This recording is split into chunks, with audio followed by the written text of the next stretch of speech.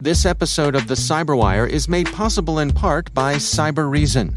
They're coming for it. Your personal data, your intellectual property, your business.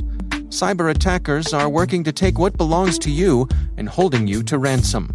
Defenders don't fear ransomware, they end it. With CyberReason, defenders detect and stop ransomware that even others miss, every time. A promise backed by a $1 million breach warranty. At CyberReason, they don't fear ransomware, they end it. Learn more at cyberreason.com/ransom.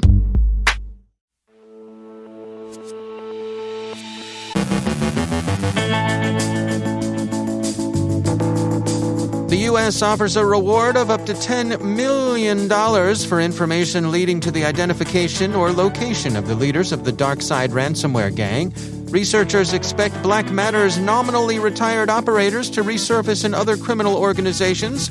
Ukraine outlines Russian FSB cyber operations during the hybrid war that's been waged since 2014. Deterrence in cyberspace. Carole Theriault takes on high-value targets. Our guest is Bill Mann of Styra on rising compliance regulations and security drift. And an arrest is made in Special Counsel Durham's investigation.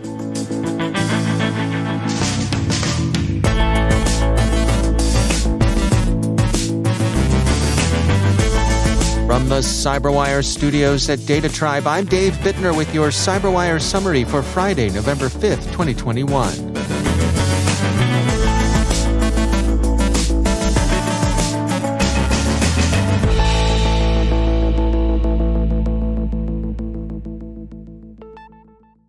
The DarkSide gang may have announced their retirement from cybercrime, but the authorities don't seem willing to let them quietly disappear. The U.S. Department of State announced a reward offer of up to $10 million for information leading to the identification or location of any individuals who hold a key leadership position in the DarkSide ransomware variant transnational organized crime group. In addition, the department is also offering a reward of up to $5 million for information leading to the arrest and or conviction in any country of any individual conspiring to participate in or attempting to participate in a DarkSide variant ransomware incident." End quote. Ransomware has become a serious pest and has begun this year to infest targets that obviously constitute critical infrastructure. State is clear on this point. They're offering the big reward because of DarkSide's disruptive attack against Colonial Pipeline, which disrupted fuel deliveries through much of the eastern United States this past May. State's announcement adds, quote, "In offering this reward, the United States demonstrates its commitment to protecting ransomware victims around the world from exploitation by cybercriminals. The United States looks to nations who harbor ransomware criminals that are willing to bring justice for those victim businesses and organizations affected by ransomware." So, if you know anything about the DarkSide, call the State Department. If you need your identity protected, State promises to keep it on the QT. There's no mention of DarkSide's presumptive successor, BlackMatter, or for that matter, its apparent parent, Fin7. But since the reward is for information about the natural persons behind the keyboards, the omission probably doesn't matter. Flashpoint looks at BlackMatter and predicts those natural persons will be back. For one thing, they've already received a standing job offer. Flashpoint explains, quote, "Notably, the spokesperson of the Lockbit ransomware group took to XSS and used the opportunity to invite BlackMatter members and affiliates to live in China, where the threat actor claimed to live." End quote. So, okay, it's not the Riviera, but still probably better than Chelyabinsk. Ukraine's security service, the SSU, has identified 5 Russian FSB officers as operators behind the Gamaredon threat actor, also known as Primitive Bear. As is often the case, the threat actor has been tracked under a number of other names, including Winter Flounder, Blue Alpha, Blue Otso, Iron Tilden, Sector CO8, and Callisto. The group has specialized in targeting Ukrainian critical infrastructure and classified networks. The inquiry was an interagency one. Quote, The SSU Cybersecurity Department, the SSU investigators, carried out the operation jointly with the Main Intelligence Directorate of the Ministry of Defense of Ukraine and under the supervision of the Prosecutor General's office." End quote. Bleeping Computer has sifted through the SSU's technical report, available in several languages, and finds some of their conclusions noteworthy. Gamaredon uses Outlook macros and the evil GNOME backdoor to compromise the systems it targets. The group has used well-known, often targeted vulnerabilities, including the 2 decades-old WinRAR CVE 2018-2250 bug and the CVE 2017-0199 remote code execution flaw in Microsoft Office. They've used removable media to stage attack code in offline systems and subsequently move laterally through the isolated networks those systems connect to. The SSU describes Pteranodon, which is a modular rat sporting good anti-analysis and information collection capabilities. Pteranodon is an evolved version of Pterodo, a malware strain that's circulated in the criminal underworld since 2016. The Ukrainian report offers some background on what it characterizes as a hybrid war Russia's been waging since its seizure of Crimea in 2014. In the SSU's account, Russian Federation Special Services have been running intelligence and sabotage against Ukraine ever since. The Russian services have beefed up their cyber capabilities and not hesitated to use them. Among the groups the SSU lists are a number of familiar names: APT-28, also known as Sophacy or Fancy Bear, Snake, Turla, and APT-29, Cozy Bear, the Dukes. They also note that particular operations, including Black Energy, Indestroyer, and NotPetya, have been mounted by those same services. Gamaredon, or Armageddon, is relatively young, having flown under the radar for a few years after its founding. They hope researchers and law enforcement organizations around the world will take note and up their guard. Some of that guard will no doubt take the form of deterrence, which is a natural concept to reach for. It kept the great powers out of the full-on nuclear exchange that was widely feared in the mid-20th century after all, or so far, anywho, so why not try it out in cyberspace? It might not be so easy. General Paul Nakasone, Director NSA and Commanding General of U.S. Cyber Command, told an Aspen Institute session this week that he doubted whether traditional deterrence could easily be applied to cyber operations. Breaking Defense reports that the general said something other than familiar Cold War deterrence might be needed. Nakasone said, quote, "Strategic competition is alive and well in cyberspace, and we're doing it every day with persistent engagement. We're in competition every day. We've got to somehow impact adversaries who don't get the message. We've got to impose costs. The important thing to emphasize here is we have the capabilities, we have a process to enable capabilities, and we have the people to carry out the capabilities." End quote. So his advocacy of persistent engagement and the ongoing imposition of costs, which are more appropriate in a gray zone of cyber operations than Cold War massive retaliation would be. To return to the Ukrainian report, FSB units the SSU describes are centered geographically in Russian-occupied Ukraine, specifically in Sevastopol, and the FSB voice chatter the SSU intercepted includes a lot of whining about getting shafted out of awards and bonuses, recognition going to the undeserving, and everybody having to get tested for COVID at work, which is an awful lot of pissing and moaning from the sword and shield of the Russian Federation. Kinda sad. Still, as Dmitry Alperovich tweeted out, bureaucrats are bureaucrats. Brothers and sisters under the skin, maybe, like Kipling's Rosie O'Grady and the Colonel's Lady. If they'd been American phone calls that had been monitored, we imagine there would have been more woofing about parking than about awards and recognition, but these things are local variations. People familiar with concerns that gurgle around other offices worldwide, feel free to send them our way. Do they complain about the cafeteria in Cheltenham, about not being able to listen to hockey games during work hours in Ottawa, all that irrational red tape from other offices in Paris? Procedural inequity in Berlin? You get the picture. Inquiring minds want to know. Finally, there's been a development in the complex, long-running U.S. investigation into influence operations during the 2016 election cycle. In this case, an arrest has been made pursuant to Special Counsel Durham's investigation of the Steele dossier and its place in the FBI's Operation Crossfire Hurricane, a bureau inquiry into whether the Trump campaign had been improperly coordinating with Russian operators. Igor Dachenko, one of the sources of the Steele dossier, has been arrested and charged with 5 counts of making false statements to the FBI about where he got the material that passed into the Steele dossier. It now seems that some of that material, at least, came from operators associated with the Democratic Party, chatter and gossip associated with opposition research, as opposed to sources inside Russian intelligence services. The Steele dossier is important not because it was the sole source of the information the FBI collected during Crossfire Hurricane, but rather, as the Washington Post points out, that it was the principal source the FBI relied upon to obtain warrants it would go on to use in its investigation.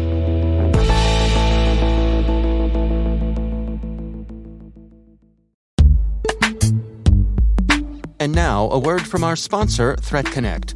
Big changes have come to cyber risk quantification. ThreatConnect's Risk Quantifier 6 adheres to the FAIR standards and addresses the challenges of FAIR implementation by applying automation to the cyber risk quantification problem. ThreatConnect RQ introduces new scenarios that enable analysts to leverage the FAIR framework in standard and semi-automated manners. Companies can use RQ to work with the FAIR framework as they do today, while also evolving their risk practice using the power of automation. RQ helps companies evolve and better adopt risk quantification across their organization. You can now scale your FAIR risk models to evolve your risk management program by leveraging your financial data, technical environment data using the RQ risk computation engine. The result?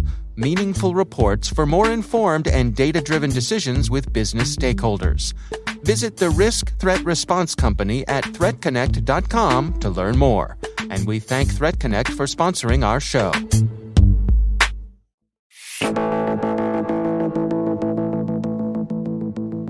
Bill Mann is CEO at Styra, an organization focused on Kubernetes policy and compliance. They are also creators of an open-source project they've named Open Policy Agent, which aims to help organizations resist the pull of security drift by making it easier to track updates, discover vulnerabilities, and complete patches.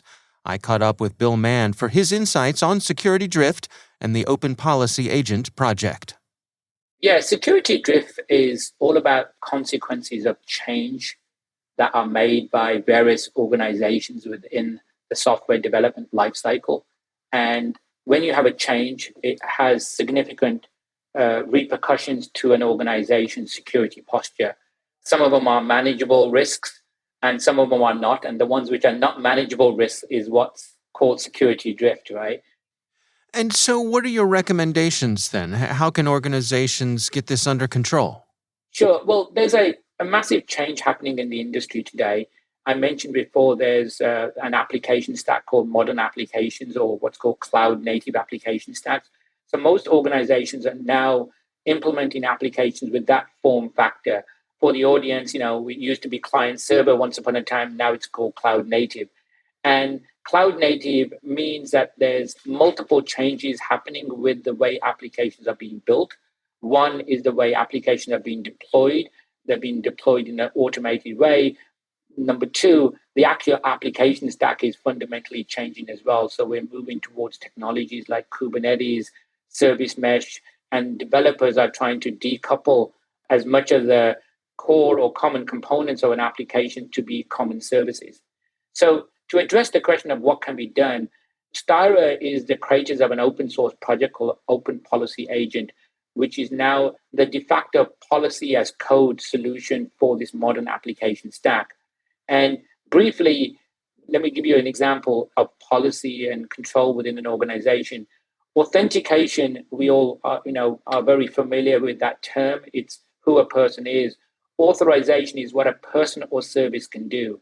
And if you think of authorization, authorization is defined with policies.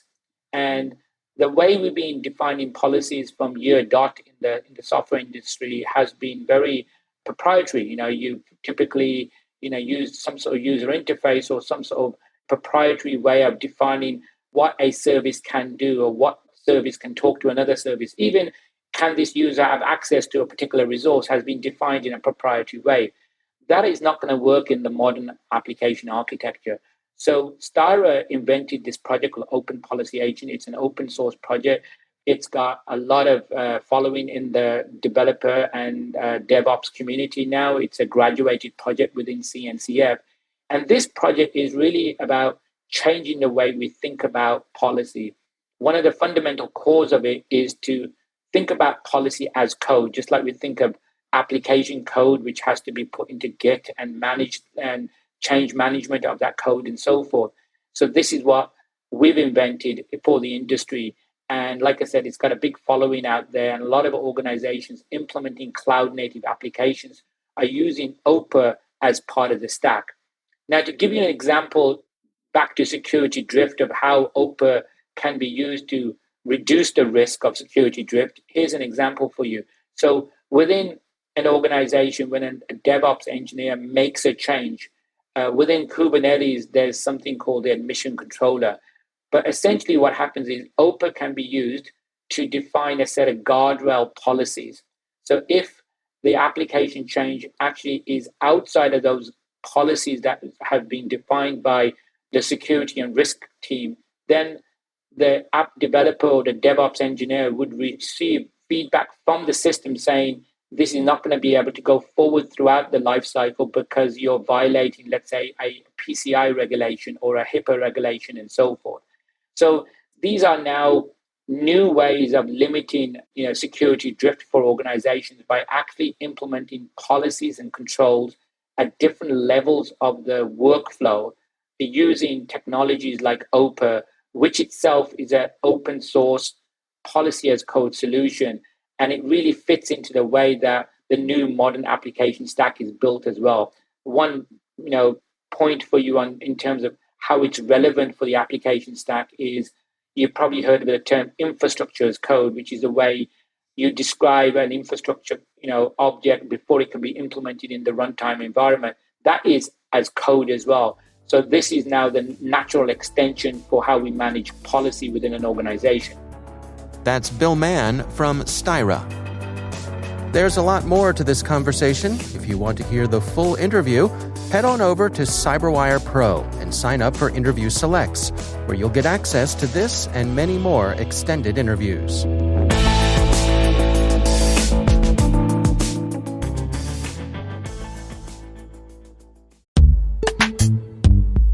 What's the true impact of insider risk? Did you know that according to Aberdeen Research, 1 in 3 organizations reported data breaches involving insiders, and that 80% of those were not malicious, but were caused by negligence or by accident? Did you know that the average number of data exposure events is 13 events per user per day? Breaches are 4.5 times more likely to happen on an endpoint than on a server, and can cost an organization up to 20% of its annual revenue. Insider risk has a huge impact on the business, making it a top cybersecurity priority that is only predicted to grow. Transform your approach to managing insider risk with Code 42. Code 42 believes that organizations should never compromise their speed of innovation or the safety of their data. That's why the Code 42 insider risk management approach fundamentally shifts the data security mindset to focus on results that deliver business value. For resources on insider risk management, visit code42.com/showme.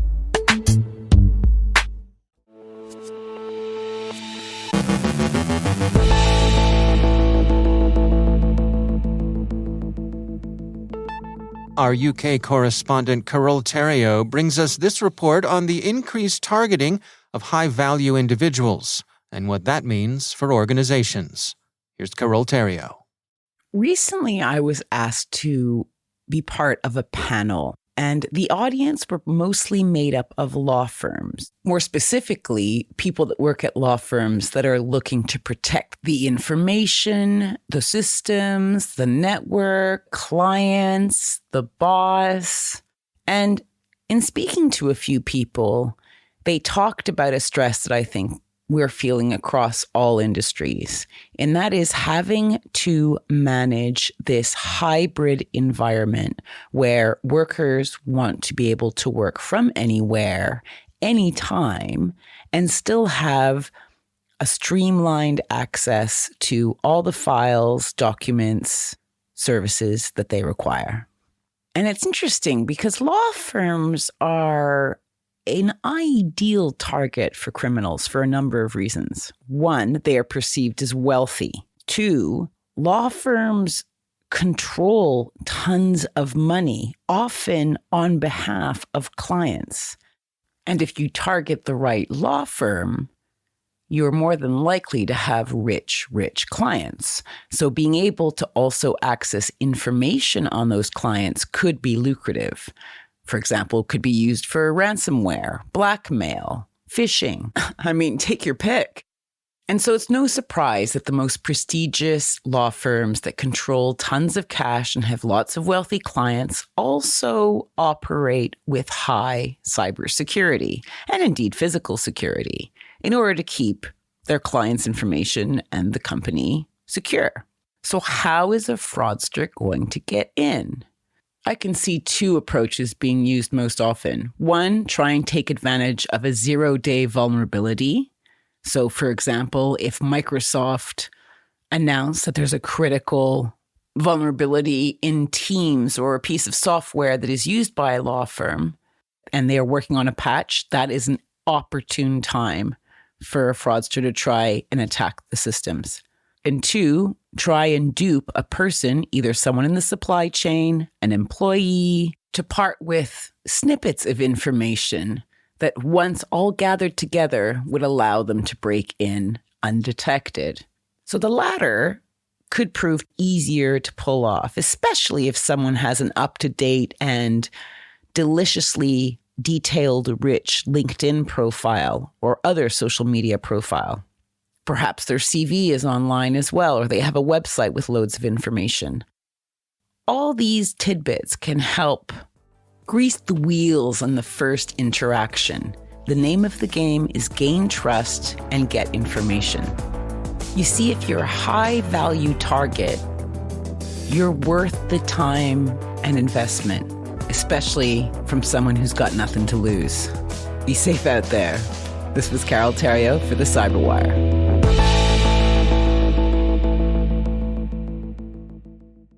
Thanks to all of our sponsors for making the CyberWire possible, especially our supporting sponsor, Wipro.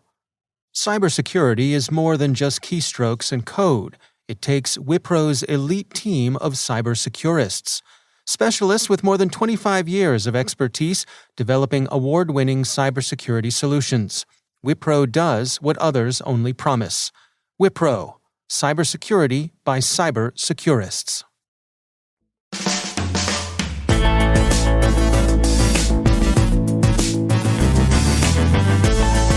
And that's the CyberWire. For links to all of today's stories, check out our daily briefing at thecyberwire.com. Don't miss this weekend's Research Saturday and my conversation with Moore Levy from Cyber Reason. We're going to be discussing Operation Ghost Shell, a novel rat that targets global aerospace and telecoms firms. That's Research Saturday. Check it out. The CyberWire podcast is proudly produced in Maryland out of the startup studios of Data Tribe, where they're co-building the next generation of cybersecurity teams and technologies. Our amazing CyberWire team is Elliot Peltzman, Trey Hester, Brandon Karp, Paru Prakash, Justin Sabi, Tim Nodar, Joe Kerrigan, Carole Theriault, Ben Yellen, Nick Valecki, Gina Johnson, Bennett Moe, Chris Russell, John Petrick, Jennifer Iben, Rick Howard, Peter Kilpie, and I'm Dave Bittner. Thanks for listening. We'll see you back here next week.